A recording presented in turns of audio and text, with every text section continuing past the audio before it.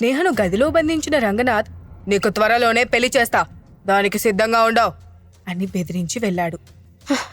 నాకు ఏ పెళ్లి వద్దు, నేను నా కొడుకుని కలవాలి, నన్ను బయటికి వెళ్ళనివ్వండి అని అరుస్తూ నిస్సహాయంగా గోడకు జారిగిలబడింది స్నేహ. ఇంపీరియల్ కోర్ట్లోని లగ్జరీ విల్లాలో యువన్ కోసం ప్రత్యేకంగా సూప్ చేయించి స్పూన్తో కొంచెం కొంచెంగా తాగిస్తోంది రాజేశ్వరి. అప్పుడే గదిలో నుంచి బయటికి వచ్చిన రంగనాథ్ ఆ దృశ్యాన్ని చూసి కొంచెం ఆశ్చర్యపోతూ వచ్చి యువన్ పక్కనే కూర్చుని నవ్వుతూ, ఈ లిటిల్ మిస్టర్ కి ఏం తాగిస్తున్నావు అని అడిగాడు. ఉదయాన్నే ఆఫీస్లో కేక్ తిన్నాడు కదా, ఆ క్రీమ్కి జలుబు చేస్తుందని వేడిగా సూప్ చేయించాను, దాన్నే తాగిస్తున్నాను అని చెప్పింది రాజేశ్వరి. మంచి పని చేశావు, ఈ రోజుల్లో కొంచెం జలుబు చేసినా కూడా జాగ్రత్తగా ఉండాలి అని చెబుతూనే హఠాత్తుగా తుమ్మి వచ్చినట్లయి పక్కకు తిరిగి చిన్నగా తుమ్మాడు రఘునందన్. దాంతో యువన్ వెంటనే, నానమ్మా, తాతయ్యకి కూడా జలుబు చేసినట్లుంది, నువ్వు ఈ సూప్ ని తాతయ్యకి కూడా పట్టించు అని అన్నాడు. నాకేం జలుబు చేయలేదులే లిటిల్ మిస్టర్, ఇది చిన్న తుమ్ము, దీనికేం కాదు అని నవ్వుతూ చెప్పాడు. ఈ రోజుల్లో కొంచెం జలుబు వచ్చినా జాగ్రత్తగా ఉండాలని ఇప్పుడు మీరే చెప్పారు కదా తాతయ్య అని అడిగాడు యువన్. తన మాట తిరిగి తనకే చెప్పడంతో రఘునందన్ ఆశ్చర్యపోయాడు. రాజేశ్వరి చిన్నగా నవ్వింది. అప్పుడు రఘునందన్ యువన్ తలపై చేత్తో నిమురుతూ, నీకు వయసు 4 ఏళ్లైనా తెలివితేటలు మాత్రం చాలా ఎక్కువగా ఉన్నాయి లిటిల్ మిస్టర్ అని అన్నాడు. ఎక్కువ అంటే ఎంతెక్కువ తాతయ్య అని మళ్ళీ అడిగాడు యువన్. ఆ ప్రశ్నకు ఏం సమాధానం చెప్పాలో తెలియక రఘునందన్ రాజేశ్వరి వైపై చూశాడు. రాజేశ్వరి నవ్వుతూ, ఇప్పుడు సమాధానం చెప్పండి అని అంది. రఘునందన్ నవ్వి, నేను నీకు ఎగ్జాక్ట్ గా మెజర్మెంట్స్ చెప్పలేను గాని నువ్వు చాలా తెలివైన వాడివిరా, సరేనా అని అన్నాడు. యువన్ కూడా సరే అన్నట్లు తలూపడంతో రఘునందన్ నవ్వుకుని రాజేశ్వరితో, ఇంట్లో ఒక చిన్న పిల్లాడుంటే ఇల్లంత కలకల్లాడుతుందో కదా అని అన్నాడు. మా నక్షకు కూడా కరెక్ట్ టైంలో పెళ్ళైపోయి ఉంటే ఇంత కొడుకుండేవాడు అని అంది రాజేశ్వరి. ఆ మాటలకి రఘునందన్ నవ్వి, నువ్వు యువన్ని చూసిన ఆనందంలో మన కొడుకుని మరీ పెద్దవాణ్ణి చేసేస్తున్నావు, వాడికి అంత పెద్ద ఏజేం లేదులే.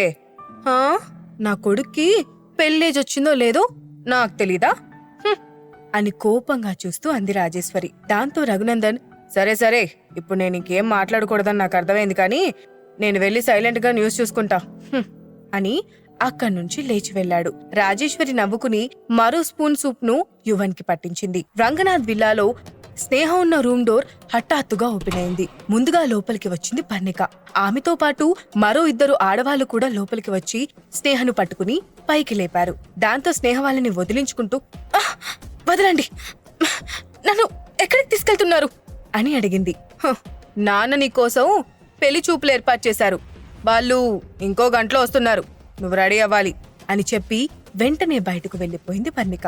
స్నేహను పట్టుకున్న ఆ 2 పనివాళ్లు ఆమెను బలవంతంగా తీసుకెళ్లి పెళ్లి చూపులకు రెడీ చేశారు. స్నేహ కాసేపు ఎంత ప్రతిఘటించినా చివరికి మౌనంగా ఉండిపోయింది. కాసేపటి తర్వాత ఆ గదిలోకి వచ్చారు జయంతి, పర్ణిక. అప్పుడు జయంతి నవ్వుతూ స్నేహ దగ్గరకు వెళ్లి ఇలా అంది, చూడు స్నేహ, మీ నాన్నగారు నీకో మంచి సంబంధం తీసుకొచ్చారు. ఈ పెళ్లి జరిగితే ఇక నీ జీవితాంతమంతా సంతోషంగా ఉంటావు అని అంది. స్నేహ ఏం మాట్లాడకుండా మౌనంగా ఆమె వైపే చూసింది. ఇంతలో అక్కడికి వచ్చిన సర్వెంట్, మేడం, స్నేహ మేడంని సార్ తీసుకురమ్మంటున్నారు అని చెప్పింది. దాంతో స్నేహను హాల్లోకి తీసుకువచ్చింది పర్ణిక. అప్పటికే సోఫాలో కూర్చుని ఉన్న 40 ఏళ్ల కృపాకర్ హాల్లోకి వచ్చిన స్నేహను రెప్పవేయకుండా చూస్తూనే ఉన్నాడు. వెంటనే ఆనందంగా రంగనాథ్ వైపు చూసి, మీ 2 కూతుళ్ళు చాలా అందంగా ఉన్నారు రంగనాథ్ గారు అని అన్నాడు. ఆ మాట విని స్నేహ చిరాగ్గా కళ్ళెత్తి అతని వైపు చూసింది. పొట్టిగా లావుగా ఉన్న కృపాకర్ ఆమెని చూపులతోనే తినేసేలా చూస్తున్నాడు. స్నేహ వెంటనే అసహాయంతో ముఖాన్ని పక్కకి తిప్పుకుంది. అప్పుడు రంగనాథ్ నవ్వుతూ, మా అమ్మాయిని మీరు ఇష్టపడ్డావు, నిజంగా ఆమె అదృష్టం కృపాకర్ గారు అని చెప్పి స్నేహ వైపు చూసి బలవంతంగా నవ్వుతూ, స్నేహ, కృపాకర్ గారికి డ్రింక్ ఇవ్వు అని అన్నాడు. వెంటనే పని మనిషి ప్లేట్లో డ్రింక్ తీసుకొచ్చి స్నేహ ముందు పెట్టింది. కాని స్నేహ ఒక్క అడుగు కూడా ముందుకు వేయకుండా అక్కడే నించుంది.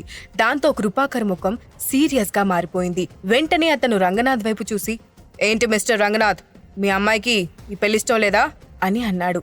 వెంటనే రంగనాథ్ కోపంగా పళ్ళు బిగించి స్నేహ వైపు చూసి మళ్లీ నవ్వుతూ, అదేం లేదు కృపాకర్ గారు, మా అమ్మాయి అబ్రాడ్ నుండి ఈ మధ్య వచ్చింది, ఆమెకు ఈ ఫార్మాలిటీస్ అన్నీ తెలియవు, మీరేమీ ఇదంతా పట్టించుకోవద్దు అంటూ హడావుడిగా డ్రింక్ తీసుకెళ్లి, ఇక నుండి మనందరం ఒక ఫ్యామిలీ కృపాకర్ గారు, అందుకే నా తరపున డ్రింక్ తీసుకోండి అని నవ్వుతూ అతని చేతికి డ్రింక్ ఇచ్చాడు రంగనాథ్. ఆ మాట విని కృపాకర్ సంతోషంగా గ్లాస్ తీసుకుని స్నేహ వైపు చూస్తూ నెమ్మదిగా సిప్ చేశాడు.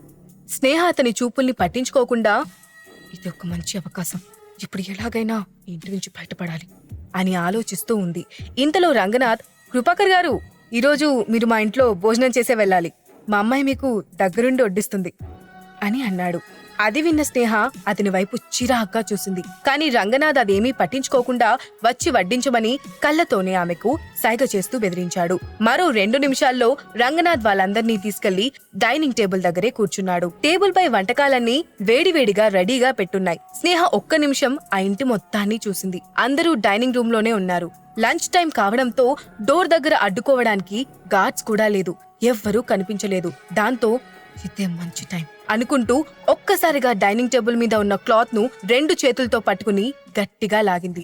దాంతో టేబుల్ పై ఉన్న వంటకాల గిన్నెలన్నీ ఎగిరి చెల్లా చెదురుగా పడిపోవడంతో ఆ ప్రదేశం మొత్తం తీవ్ర గందరగోళంగా మారిపోయింది. స్నేహ వెంటనే బయటకు పరిగెత్తింది. అది చూసిన పనివాళ్లు ఆమెని పట్టుకోవడానికి పరిగెత్తారు. అప్పుడే ఆమెకు ఎదురుగా ఉన్న పని మనిషి చేతిలో వేడివేడి సూప్తో అక్కడికి వచ్చింది. స్నేహ చప్పున ఆమె చేతుల్లో నుండి ఆ బౌల్ లాక్కుని వెంటనే వాళ్ళ మీదకు విసిరేసింది. వేడి సూప్ వంటిపై పడడంతో వాళ్ళు అక్కడే ఆగిపోయారు. అదే అదునుగా స్నేహ బయటికి వెళ్లి డోర్ క్లోజ్ చేసి హడావిడిగా గేట్ తీసి రోడ్డుపై పరిగెత్తుతూ టాక్సీ ఏదైనా దొరుకుతుందేమో అని అటూ ఇటూ చూసింది. ఇంతలో అటుగా వచ్చిన ఒక BMW కార్ హఠాత్తుగా ఆమె కళ్ళ ముందు ఆగింది. దాంతో రంగనాథ్ తన కోసం ఎవరినైనా పంపించాడేమో అనుకుని స్నేహ అక్కడే ఆగిపోయింది. ఆమె ముఖం భయంతో పాలిపోయింది. అప్పుడే ఆ కారు వెనుక సీట్ విండో గ్లాస్ కిందకు దిగింది. అక్కడే కూర్చుని ఉన్న అక్షయ్ తన ముఖంలో ఎలాంటి ఎక్స్ప్రెషన్ చూయించకుండా వచ్చి కారెక్కు అని అన్నాడు. స్నేహ వెనక్కి తిరిగి చూసి ఇంకాసేపు అక్కడే ఉంటే ఆమె కోసం ఎవరైనా వస్తారేమో అనే భయంతో హడావిడిగా వెళ్లి కారెక్కింది. దాంతో కార్ అక్కడి నుంచి వేగంగా దూసుకెళ్లిపోయింది. కార్లో అక్షయ్ పక్కనే కూర్చుని ఉన్న స్నేహ ఇంకా భయంతో వెనక్కి తిరిగి చూస్తూనే ఉంది. అప్పుడు అక్షయ్ ల్యాప్టాప్ లో కీబోర్డ్ పై ఏదో టైప్ చేస్తూ, మనం చాలా దూరం వచ్చేసాం, వాళ్ళు ఇంక రారులే, నువ్వు టెన్షన్ తీసుకోకు అని అన్నాడు. దాంతో స్నేహ కొంచెం రిలాక్స్ గా ఊపిరి పీల్చుకుంటూ అతని వైపు చూసి ఇబ్బందిగా నవ్వి థ్యాంక్ యూ అని అంది. అక్షయ్ 2 రోజుల కోసం బిజినెస్ పనిపై ఊరెళ్తున్న మాటే గాని అతని మనసులో స్నేహకు ఏమైందో అనే ఆలోచనే వెంటాడుతూ ఉంది. దాంతో అతను 2 రోజుల కోసం అని వెళ్లిన ఆ ట్రిప్ క్యాన్సిల్ చేసుకుని మరీ తెల్లవారుజామునే హైదరాబాద్ కి బయలుదేరాడు. ఈలోగా అసిస్టెంట్ అతనికి కాల్ చేసి స్నేహను రంగనాథ్ తనింట్లోనే బంధించాడని చెప్పాడు. దాంతో ఈరోజు ఎలాగైనా ఆమెని విడిపించాలని అక్కడికి వచ్చాడు. ఈలోగా రోడ్డుపై పరిగెత్తుతున్న స్నేహ అతని కంటపడింది. తప్పించుకుని వచ్చిందంటూ అర్థం చేసుకుని ఆమెకి లిఫ్ట్ ఇచ్చాడు అక్షయ్. అతని పక్కన కారులో కూర్చున్న స్నేహ ఇబ్బందిగా ఫీల్ అవుతూ, నేను అర్జెంట్ గా హోటల్ కి వెళ్లి తన కొడుకు యువన్ ఎక్కడున్నాడో తెలుసుకోవాలని ఆమెకు ఆరాటంగా ఉంది. పిల్లాడు కనిపించకుండా వెళ్లి 2 రోజులైనా ఒక తల్లిగా ఇంతవరకు ఎలాంటి ప్రయత్నం చేయలేని స్థితిలో ఉన్నందుకు ఆమె తనను తానే అసహించుకుంటుంది. వీటంతటికీ కారణమైన తండ్రిని చెల్లిని తలుచుకుంటూ కోపంతో పిడికిలి బిగించింది. వెంటనే చేతులు మంటగా అనిపించడంతో అని ముఖం చిట్లిస్తూ చేతి వైపు చూసుకుంది. ఆమె చేతుల్లో ఎర్రగా కాలిన బొబ్బలు కనిపించాయి. ఆ ఇంటి నుండి బయటపడే తొందరలో వేడివేడి సూప్ను వంట మనిషి దగ్గర నుండి లాక్కున్నప్పుడు అవి తన చేతుల్లో పడి కాలాయన్న సంగతి ఆమెకు అప్పుడు గుర్తొచ్చింది. అప్పటిదాకా ఆవేశంలో ఉన్న స్నేహ వాటన్నిటి గురించి పట్టించుకునే పరిస్థితుల్లో లేదు. కాని ఇప్పుడు కాలిన చర్మం మంట పెట్టేస్తుంది. పక్కన ఉన్న అక్షయ్ ఆమె చేతుల వైపు చూశాడు. ఆ గాయాలను చూసి నుదురు చిట్లిస్తూ, మీ చేతులకి గాయాలయ్యాయి, రండి హాస్పిటల్కి వెళ్దాం అంటూనే డ్రైవర్తో హాస్పిటల్కి పోనివ్వు అని చెప్పాడు. అది విన్న స్నేహ వెంటనే, లేదు, నాకిప్పుడు హాస్పిటల్కి వెళ్లాల్సిన పని లేదు, మీరు వీలైతే నన్ను ఆ హోటల్కి తీసుకెళ్ళండి, నేను యువన్ని వెతకాలి అని ఆత్రతగా అడిగింది. కాని అక్షయ్ ఆమె మాటలేమీ పట్టించుకోకుండా, నువ్వు హాస్పిటల్కే వెళ్ళు అని అన్నాడు. ఆమె ఎంత చెప్పినా కూడా పట్టించుకోకుండా హాస్పిటల్కి వెళ్ళమని చెప్పడంతో తనకి కోపం వచ్చింది. అసలు మీరేం చేస్తున్నారు? నేను చెప్తుంది మీకు అర్థం కావట్లేదా? నా కొడుకు మిస్ అయ్యి 2 డేస్ అవుతోంది. నేను అర్జెంట్గా వెళ్ళి యువన్ని వెతకాలి. ఒకవేళ మీరు నన్ను హోటల్కి తీసుకెళ్లకపోతే నేను ఇక్కడే దిగిపోతాను అని ఆవేశంగా మాట్లాడుతూ ఉండగానే అక్షయ్ హఠాత్తుగా ఆమె చేతిని పట్టుకున్నాడు. దాంతో ఆమె నోరు ఒక్కసారిగా మూతపడిపోయింది. అతనేం చేస్తున్నాడో అర్థం కానట్లుగా తన చేతి వైపు చూసుకుంది స్నేహ. అక్షయ్ ఆమె చేతి వైపున్న తన చేతిని చిన్నగా తడుతూ, ప్లీజ్ బీ సైలెంట్ అని అన్నాడు. దాంతో స్నేహ నోరు మూగబోయింది. మెల్లగా అతని చేతి నుండి తన చేతిని దూరం చేసింది స్నేహ. కారు కాసేపటికి హాస్పిటల్ ముందు ఆగింది. లోపలికి రా అంటూ కార్ దిగాడు అక్షయ్. స్నేహ మరో దారి లేకపోవడంతో కార్ దిగి అతని వెనకే వెళ్ళింది. 10 నిమిషాల్లో డాక్టర్ ఆమె గాయాలకు ఆయింట్మెంట్ రాసి చిన్న కట్టు కట్టాడు. ఆ తర్వాత కార్ దగ్గరకు వచ్చిన ఆమె అక్షయ్తో, ఇప్పటిదాకా నాకు చాలా హెల్ప్ చేశారు, థ్యాంక్ యూ సో మచ్, ఇంకా నేను బయలుదేరుతానండి అంటూ హడావిడిగా రోడ్డుపైకి వెళ్ళబోయింది. అక్షయ్ వెంటనే, నువ్వు వచ్చి కారెక్కు అని అన్నాడు. ఆ మాటకు స్నేహ అతన్ని విచిత్రంగా చూసి, లేదు, ఇప్పుడు నేను ఓచెన్కా వెళ్ళాలి అంటూ మళ్లీ 2 అడుగులు ముందుకు వేసింది. దాంతో అక్షయ్ వెంటనే కోపంగా, స్నేహ, నేను నిన్ను ఎక్కడికి వెళ్ళొద్దని చెప్పాను కదా, చెప్పింది చెయ్యి అని అన్నాడు. అతను తనపై అధికారం చెలాయిస్తున్నాడు అనిపించడంతో స్నేహ సీరియస్ గా చూసి, మీరేం మాట్లాడుతున్నారు, నేను వెంటనే వెళ్ళాలి అంటూ ఆవేశపడింది. ఇంతలో ఏదో గుర్తొచ్చినట్లు, ఓ సారీ, నీ టాక్సీ ఛార్జ్ నెక్స్ట్ టైం కలిసినప్పుడు ఇస్తానులే, ఇప్పుడు నా దగ్గర డబ్బులు లేవు అని అంది. ఆ మాట వినగానే అక్షయ్ కోపం నిప్పుల వర్షంలా కురిసింది. దాంతో అతను, ప్రతి నా సెల్ఫ్ రెస్పెక్ట్ ని దెబ్బతీస్తుంది, ఈసారి ఎలాగైనా మంచి గుణపాఠం నేర్పిస్తాను అనుకుంటూ, సరే నీ ఇష్టం, నేను ఈరోజు నిన్ను నీ కొడుకు దగ్గరికి తీసుకెళ్దాం అనుకున్నాను, కానీ నీకు తన్ని చూడడం ఇష్టం లేదనుకుంటా, సరే నీ ఇష్టం, నీకు నచ్చినట్లే చేసుకో అని చెప్పి కార్ డ్రైవర్తో, నువ్వు కార్ స్టార్ట్ చేయి అని అన్నాడు. హఠాత్తుగా యువన్ గురించి మాట్లాడిన తర్వాత స్నేహ అర్థం కానట్లుగా చూసి ఆ మాటల్ని మళ్లీ గుర్తు చేసుకుని, అంటే అర్థమేంటి, యువన్ ఎక్కడున్నాడో ఇతనికి తెలుసా అని అనుకుంది. వెంటనే ఆమె కళ్ళెల్లో ఆశ మెరిసింది. దాంతో హడావిడిగా కార్ వెనుక పరిగెత్తుకుంటూ, అక్షయ్ గారు ప్లీజ్ ఆగండి అంటూ అరవడం మొదలుపెట్టింది. అక్షయ్ తన వెనకే వస్తున్న స్నేహను రేర్ వ్యూ మిర్రర్ నుండి చూస్తూ చిన్నగా నవ్వుకున్నాడు. ఆమె కొన్ని కేకలు వేసినా వెనక్కి తిరిగి చూడకుండా డ్రైవర్తో మాత్రం, కారు చిన్నగా పోనివ్వు అని చెప్పాడు. యువన్ కోసం ఆమె తప్పకుండా తన కారు వెనకే వస్తుందని అతనికి ముందే తెలుసు. నిజానికి అతను కావాలనే తనను కారు వెంట పరిగెత్తిస్తున్నాడని స్నేహకు అర్థమైంది.